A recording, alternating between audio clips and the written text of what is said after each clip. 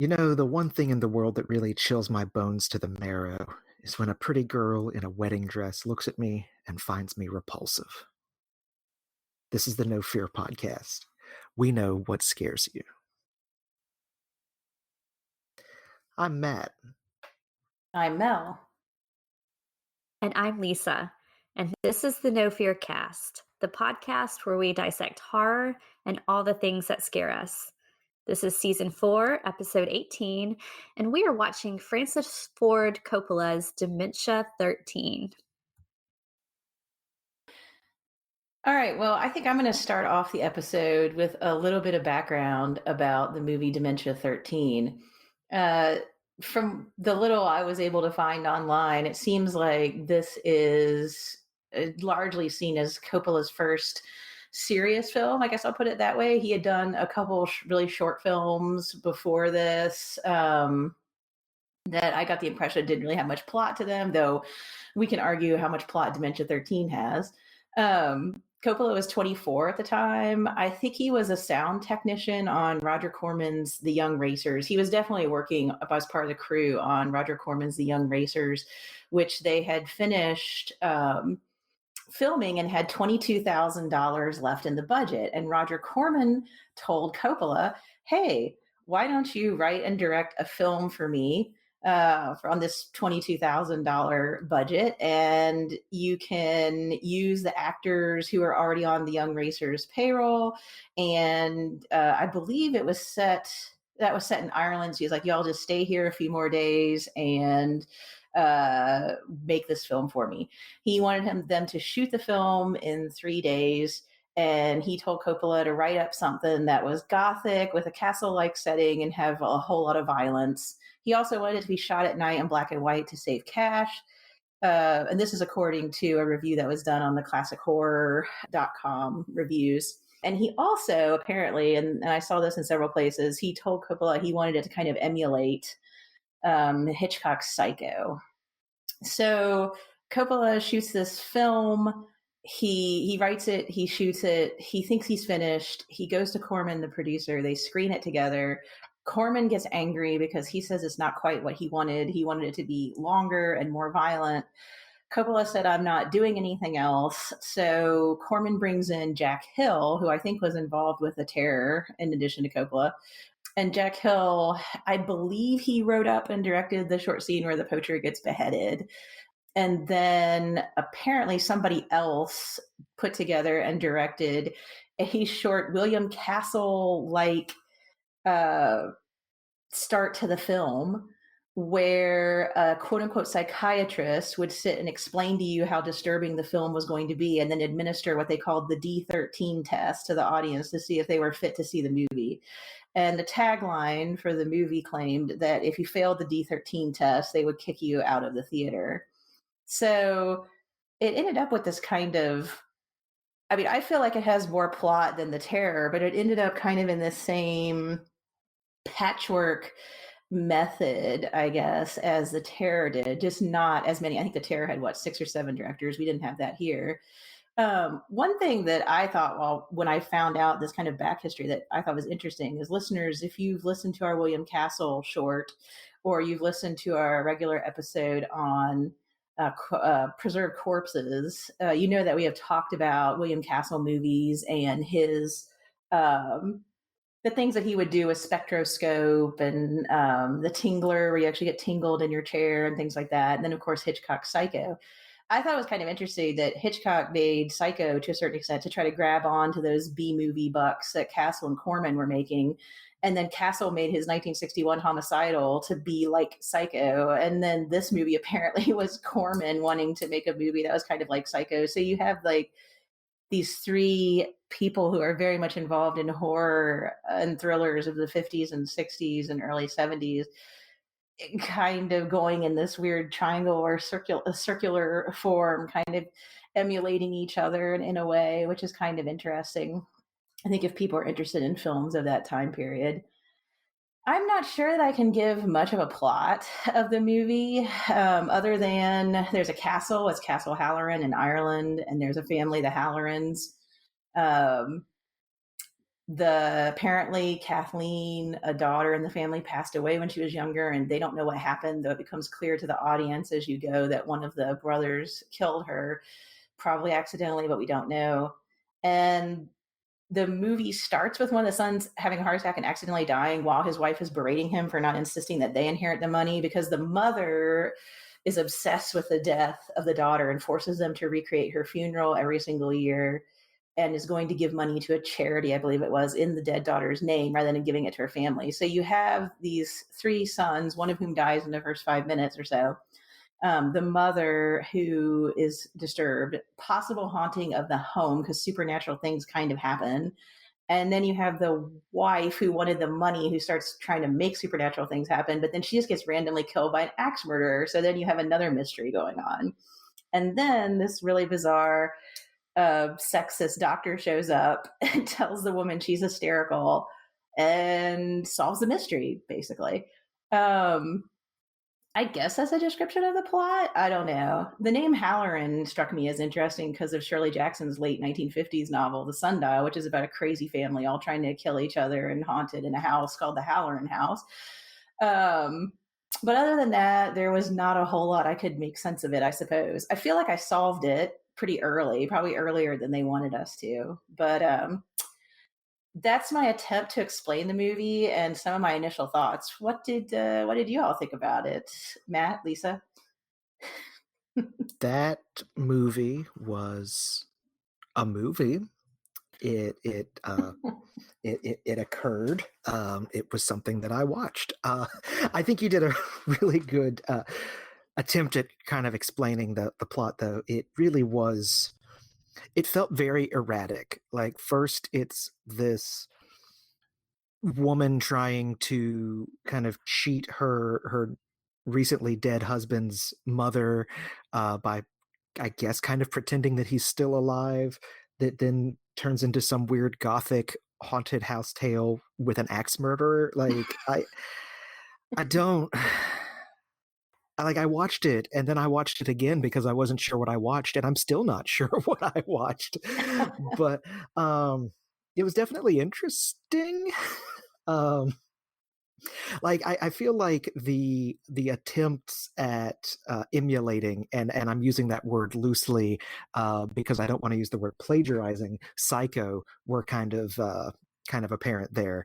I know that was one of the directives Corman had given Coppola, was that they wanted their own kind of Psycho imitation, and yeah, it definitely had a lot of that. I'll be honest, the first time I watched it, it took me quite a while to really pick up that the movie had switched from America to Ireland, because nobody has an Irish accent at all. They all have American accents, even the Irish people, except for the Scottish caretakers have a Scottish accent. And so it's really, like, that alone was a plot point that I missed the first time around, just because there's lots of plot points that happen that, unless you're paying careful attention, you'll miss, not because it's a good mystery, but because it's just not clear. I don't know what y'all are talking about because I love this movie.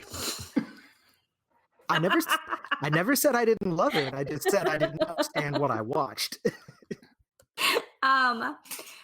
Here's my thing. Yes, I think it is very laughable that I think their one attempt at having an Irish accented actor was in that very brief airport scene where they go to pick up, I guess it's the middle brothers, the brother who has I can't remember his name now, the brother who does the sculptures. Richard. Yes. When they go to pick up his girlfriend / fiance / wannabe wife, the American girl, there was one actress who I think was doing an Irish accent. She was reading into the microphone over the, making the announcements at the airline. But anyway, that stood out to me when I was watching this film, is I was like, there's a whole bunch, especially because they make a point of being like, you have to be careful with these American girls because they were raised on promises. Like, there's a definite weird like thing against, not against Americans, but like they make the American girls seem very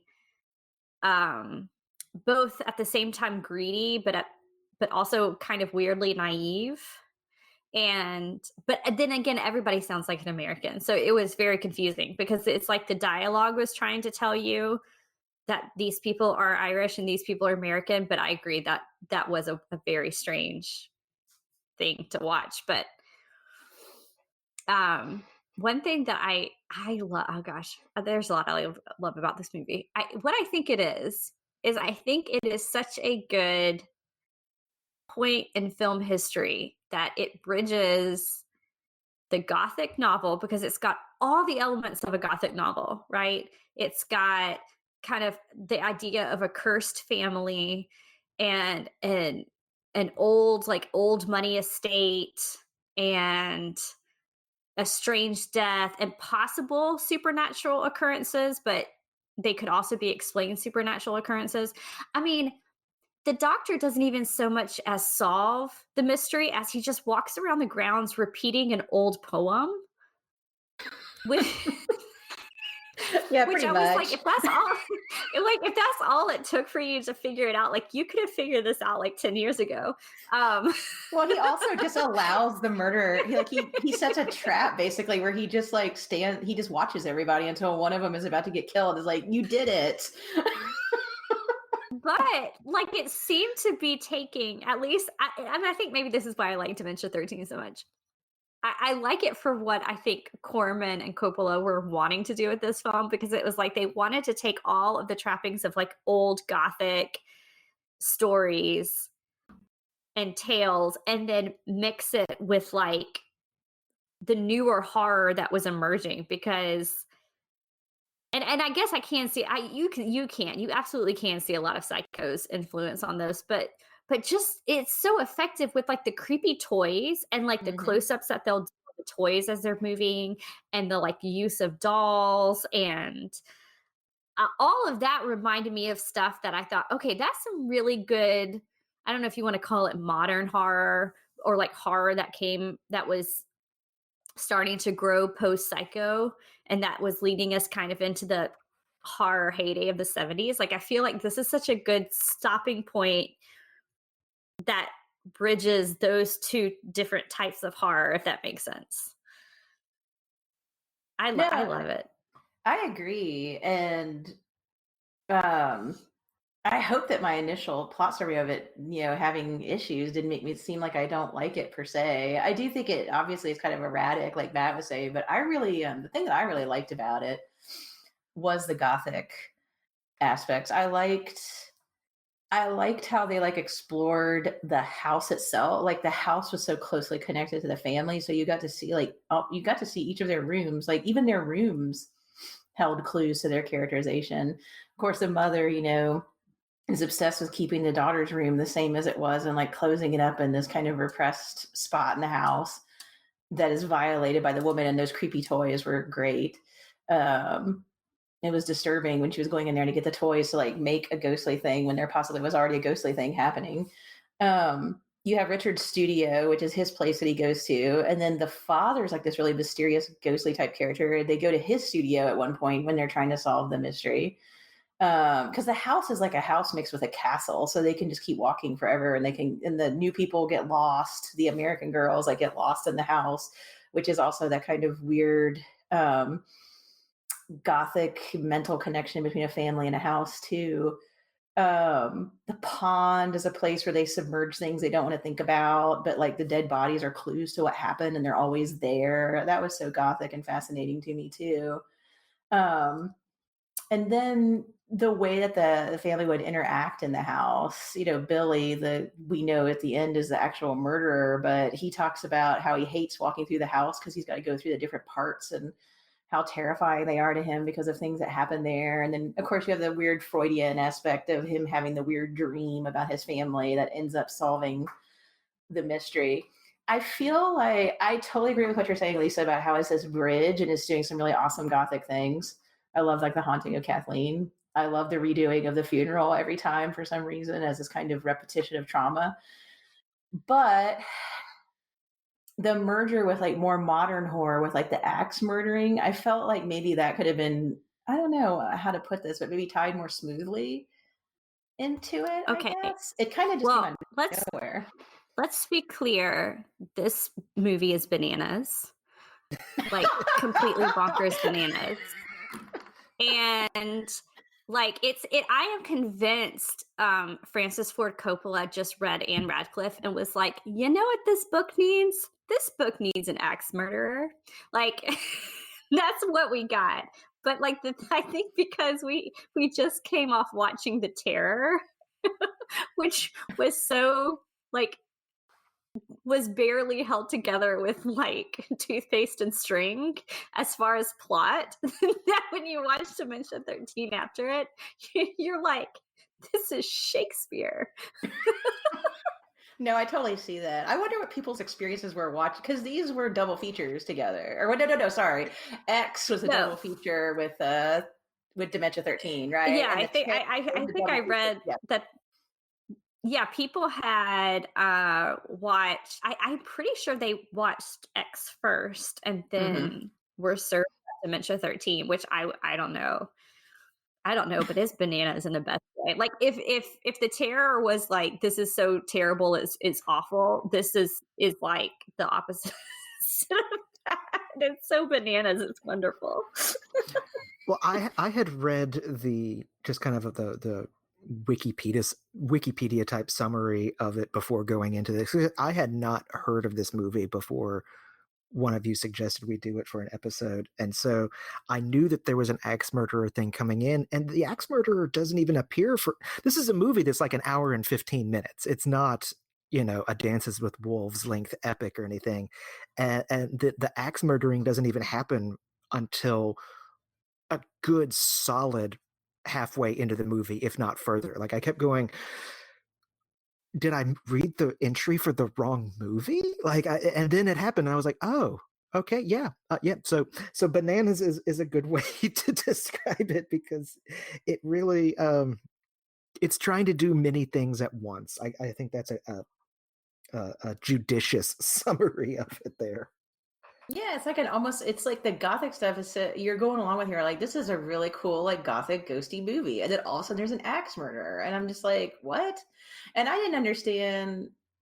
I don't know, even the axe murderer thing I could kind of go with to a certain extent, but I didn't really understand the whole point of luring the mom into the play shed or whatever it was, and then just axing the building down on her. Like and then I didn't really understand why you would make a waxen doll of Kathleen and like carry it around with you wherever you went. There was a lot of stuff that was thrown in at the very end of the movie that I was like, none of this was built. Like, there's no. Oh yeah, we're not at the other end of the bridge. Doesn't match where I started. The revelation that it was not Kathleen's body, but that it was a wax doll that he made.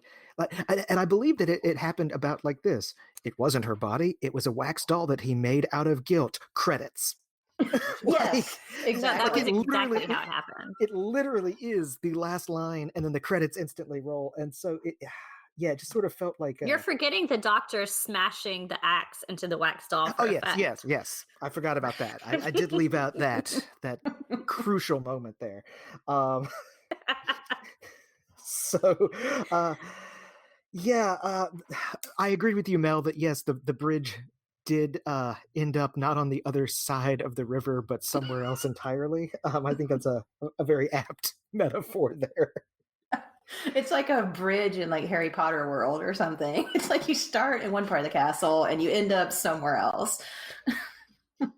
Maybe I don't know. Maybe it's a bridge in the Winchester house. Oh, there we go. Yeah, you just walk off the side of the building. Yeah, now that's an apt metaphor. I don't know if it's because I've seen this before, because I do enjoy this movie, and I think I do like it because it's so short and it's just kind of an enjoyable thing to watch.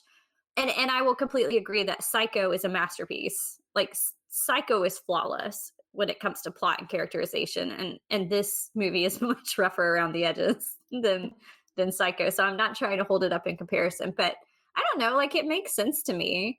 The brother who killed Kathleen was making the dolls out of out of guilt and because he needed something to protect because he felt like he didn't protect his sister in the way he thought he should have. And the only reason, like, had it not been for the meddling wife in the beginning, the stupid American girl, had it not been for her meddling, like, there never would have been an axe murderer. There never would have been axe murders because it's kind of all prompted because she dives down, which this is something I still don't understand how she expected the toys to float up. Like, Well, she put stuff on at the right time. She put stuff on the strings or the ropes. I think that was supposed to explain why. It's like Yeah, that something took- slippery. But I mean, yeah, they were supposed to, I guess, slowly like go through the ropes, but at the same time, I was like, that still doesn't seem like it would work in the real world. Oh no, that's totally movie magic idea. Like, that would never really happen. But yeah, I saw it as the same sort of thing as like leaving a cigarette burning to light a trail of gasoline, like at a certain point, you know, like it. Yeah, I think so. I think that was what was supposed to happen. But, you know, and in this way, I kind of like it because it could be like Psycho, where you have a kind of like this girl in Psycho, if she had never, been involved in the stealing of the money and, on the run, that sort of thing, she never would have walked into, the Bates Motel. And so it's kind of the same thing here, where had she not been so greedy and trying to like pull one over on the family in order to get the money, then she never would have seen that doll at the bottom of the lake. And then I mean, obviously, like, he was like, well, I have to kill you now because you've seen what I've done. And it was the same thing with the mom, because at that point, she tells the mom to take the toys out there. So the mom does. And then he's like, well, now I've got to kill mom. But I don't know. Like, I don't know. It made a weird kind of sense to me. I always see this movie as a retelling of like Bluebeard in a weird way.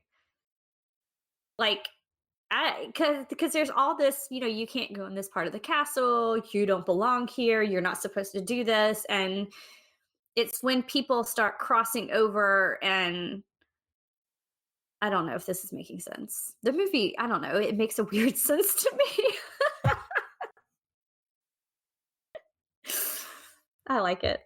I mean, it's not, you're right. It's not like The Terror. I mean, it does make more sense than that. That's not a high bar. Nah. I liked the I like the red herring of the doctor. Because he just like comes in partway through the movie. We have no preparation for him at all. He literally just like appears when Mrs. Halloran has fainted, and just starts to berate her for for her grief process. And it's so heavy-handed that he could possibly be the evil person, that actually at one point in the movie, he literally tells people that he can't help it, that his smile seems snide and evil, but he's not actually a bad person. And I was like, when you actually have a person who appears evil, explain, like, my face looks evil and everything I'm doing looks evil, but I'm telling you I'm not evil. I mean, that's look, you are making my point. You're making my point, because that's the other thing I love about this movie is the dialogue is so good. And I think if The Terror had dialogue like Dementia 13, I would hold The Terror in my heart too, because the doctor has all the best lines. Like, he is his own special kind of evil. He's his own kind of weird misogynist evil. Yeah, but he also has the best lines in the movie. We already mentioned. Oh, go ahead. Sorry. Oh no, I was going to say, we already mentioned that in the intro, the one about how, the pretty girl in the wedding dress. And at one point he tells, what is it, Mel? He tells the maid or somebody else that it's like, he's going to hurry up and get my lunch, or I'll wish 5 years of spinsterhood on you. Yeah, I mean, come on. It is good dialogue. Yes, but using him as a red herring for the possibility of the murderer just doesn't work, because we all have eyes and could see the murderer. Like you could see that he had brown hair, not gray, and basically in one of the shots of him, like, you know, because it's a forward-facing shot at the murderer where you aren't supposed to be able to see his face. You can kind of see his face. So, like, I feel like they could have, if they were going to have a doctor and try to use the doctor as the red herring for the killer, they could have at least had someone that looked like one of the brothers, even remotely, and then I could have bought it. But like, I'm like, why are they feeding me this trail of breadcrumbs when, like, I basically saw the murderer and you look nothing like him? Like, if nothing else, they could have put a hood on the murderer and just disguised entirely. That's a good point. Yeah. I agree. And honestly, what may have been more effective, if I'm really going to try to fix a film that I love, what might have been more effective is if when the first murder, which I think is very effective. If you don't know what this movie is about, that first axe murder comes out of nowhere. Mm-hmm. You know, it's like Psycho. If you don't know what's happening in Psycho and you think you're watching, you know, a crime caper, the shower scene is terrifying. And so I think it's effective. What might have been more effective is if maybe we as the audience just knew from the get-go who the killer was, but nobody in the house did. Because then you could see like that they were trusting the wrong people, or maybe that they were suspicious of the wrong people, and that might add to the suspense a little bit for us as we watch kind of characters walk into the killer, so to speak. To, you know, does that make sense? Like that, I agree with you there, Matt, that the doctor was never really somebody. Even the first time I saw this, I was going back and forth between the brothers at that point. Yeah, that was all I was doing. But I like that idea to fix it. That would be that would solve that complaint pretty handily. Well, there you go. We just fixed a Coppola movie. We need to get on that. But we can't assume that all Coppola movies are masterpieces just because he went on to do such great things. I'm not going to hold him in that level of acclaim. Not everything he touched was amazing, as evidenced by Dementia 13. Well, he had $20,000 in 3 days. And Roger Corman like 5 breathing down his neck. So. Yeah, and he was 24. Oh, no. Yeah, no. I didn't expect this to be, you know, at the level of Apocalypse Now or The Godfather or anything. I mean, I did not expect going into that, but yeah. Oh, Lisa, since you enjoy this movie so much and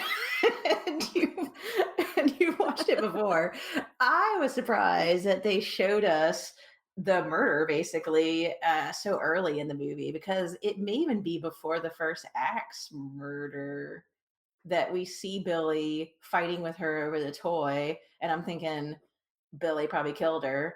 And we see that scene like twice before we see it when he actually did accidentally kill her and leave her. I was surprised they showed us that so early in the film, because it already had me feeling like I'd solved it, even though Richard was still weird and creepy. So I mean, should that be changed too if you're trying to edit the movie, or did you see that as effective with the gothic part? Oh, no, I liked it from the gothic part. And I like this movie from a psychological horror point too. And I almost wish they had played with that a little bit more, because to me, that didn't make it obvious. I mean, to me, that made it obvious that, okay, he probably did something to Kathleen really early on. And then when he has that weird dream where he's telling the American girlfriend about his dream, or no, is he telling her or he's telling the wife? No, I've seen this before, and I still get the scenes with them confused, because the two blonde women look so much alike to me.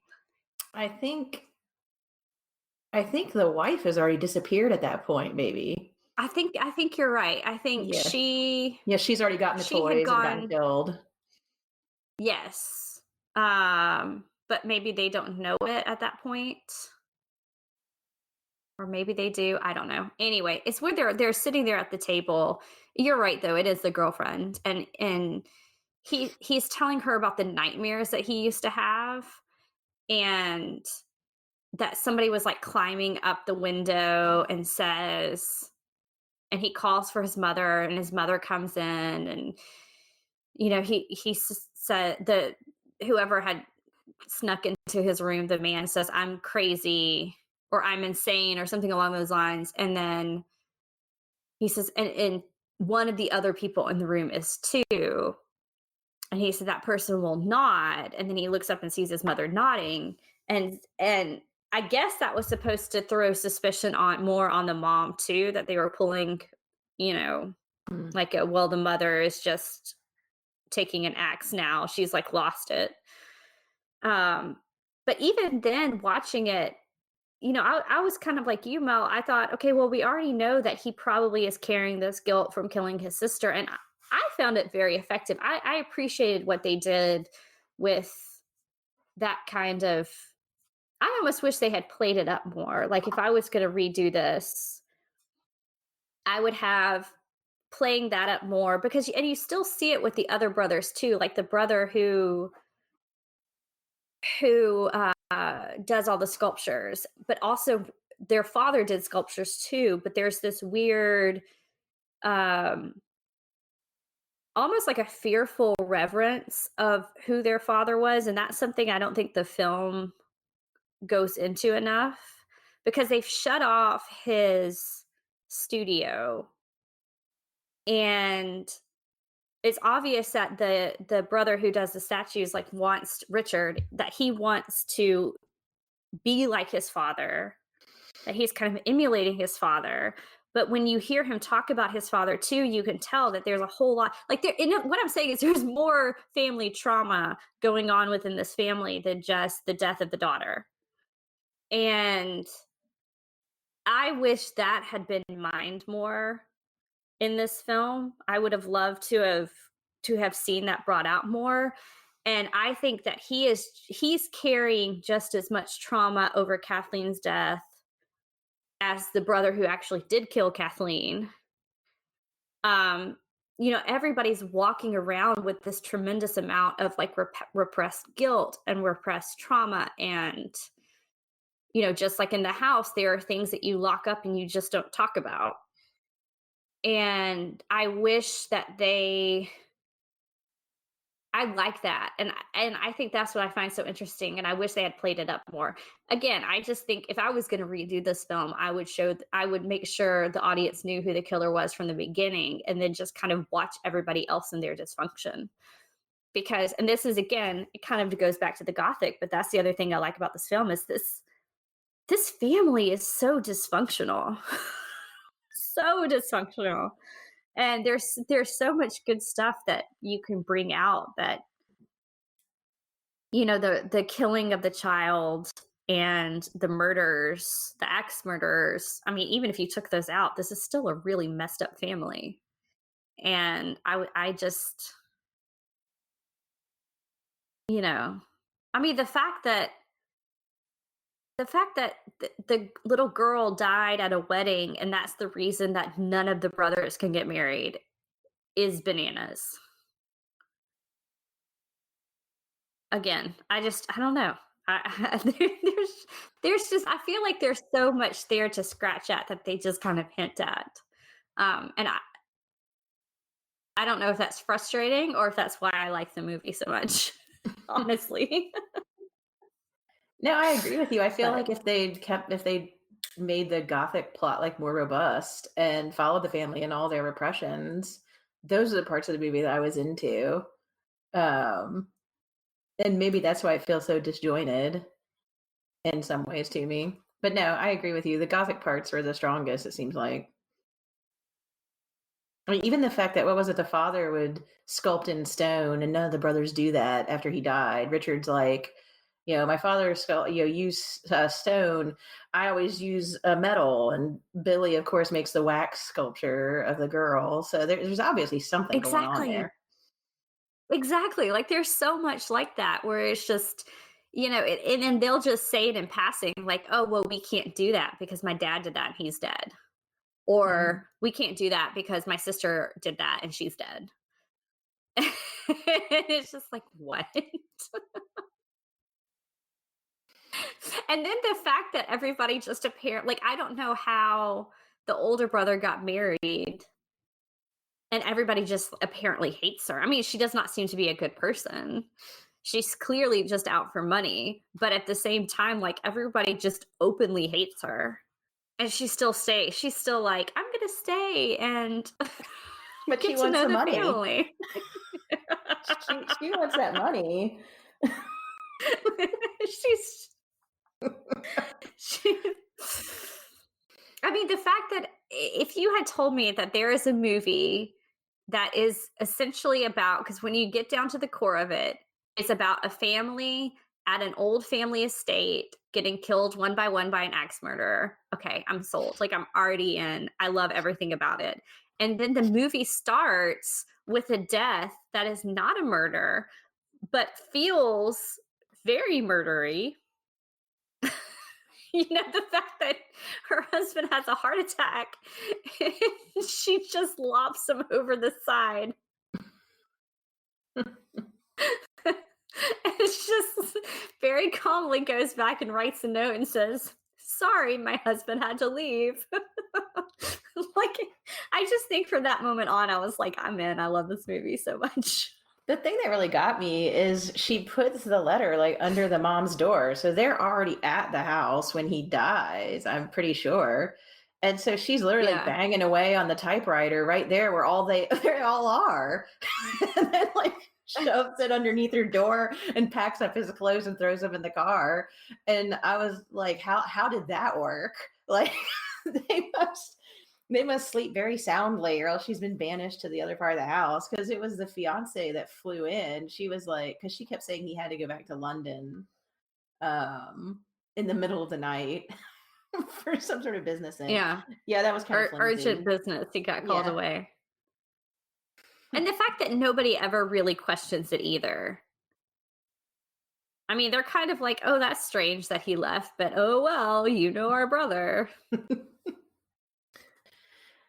Yeah, that struck me as well, that it was, well, not But questioned again, at all. I guess to me, it just, all of the strangeness and weirdness fits this family. Like, if it had been anybody else, if it had been any other family, I would be like, this movie makes no sense. But this family is so weird and so, I'm struggling for the right word here. That's not an expletive. They are just, they're so solidly repressed that I can accept all the weird things happening to them, because it's like they created the perfect environment for all of this. From letting the weird psychiatric doctor in, and he's not really, like, he's a terrible doctor, even if the one who insists he's not evil all the time. And I mean, all of it, the fact that they let him in and out, the fact that they refuse to let any of the brothers get married, that even Richard, who wants to get married, won't stand up to his mother. The only thing he even says to her is, don't scare this one off. Like, there's this, again, this kind of hinted at history that maybe he's brought other girls back and they've been, who knows, chopped up, frightened away. I don't know. But I don't know. There's just so much like history hinted at with this family that I totally bought all the craziness that happened in this movie. And I don't know, the Hallorans. But I did wonder about the sundial thing too, Mel, if that's where they had pulled up the name, but I couldn't find anything to suggest that was the case. Yeah, so, especially with the weird, like, haunting, overbearing father. I mean, there was so much in it that kind of gestured at that. But yeah, I didn't see any connections when I was looking up stuff. Yeah, I don't know, but I still stand by it. I love this movie, so yeah, judge me if you will. Well, I'm just gonna stick with my final judgments on this movie, and that I love it so much, and I will probably watch it a lot. And I am I mean, I will fully admit it is not a Psycho. It may be a pale imitation of Psycho, and I could see how people, would judge it based on that. But I think if you look at it as its own movie, it's super fun. Even in its wackiness, it's it holds together more than something like The Terror. So if we're making our little spreadsheet graph of horror movies of this time, obviously Psycho's like at a 10 and The Terror is going to be fully a 1. So, I mean, I don't know. I'd put Dementia 13 at like a 7. I like this movie. I admit it's not as good as some of it, but it's fun. It's fun in that kind of Castle Corman type of way. So I recommend it. And it is, as Matt pointed out, I think it's a very short movie, which sometimes I lose my patience with some of these longer horror movies. If you start going over 2 hours, you've lost me on that. So I very much appreciate that this movie packs so much craziness. Um, a wife covering up her husband's death in order to get an inheritance, a crazy family mourning a loss, a brother trying to hide the fact that he killed his sister, and an axe murderer all in one. And you can keep it to like an hour and whatever it was. Like that's good for me. So I don't know. I'm curious to know what our listeners think if they've watched Dementia 13 or what they think about it. As of now, we're recording this on April 25th, 2020, and it's free on Amazon Prime right now. So while we were all trying to, I guess, shelter in place or stay at home during this crazy pandemic time, that might be something to watch. And if you do watch it, I would love if you could drop us a note and let me know that you love it as much as I do, or if I've missed the mark on this one. So I'm just going to go ahead and say, please watch it and maybe drop us a note. We always love to hear from our listeners. We're at No Fear Cast on Twitter and Instagram. We also have a Facebook page, so you can reach out to us there as well. We also have an email, so if you want to drop us a note there, it's nofearcast@gmail.com. We have some exciting news to share that Lisa and Mel, so myself and Mel, we wrote a book called Monster She Wrote, and actually last weekend won the Bram Stoker Award for Nonfiction. So we're very excited about that. You can get your copy by going to Quirk Books website or through any major book retailer. I will also add that maybe you want to support a local bookstore during this time, because I know they would really, really appreciate it. And if you love what we're doing here with the podcast, consider supporting us on Patreon. If you support us on Patreon, you'll get access to exclusive content that comes out in the weeks in between our main weeks. So you'll get to hear our ideas on horror weekly, or just simply rate and review us, which is entirely free, but it helps other listeners find us. Thanks for listening, and we will be back in 2 weeks with a brand new episode.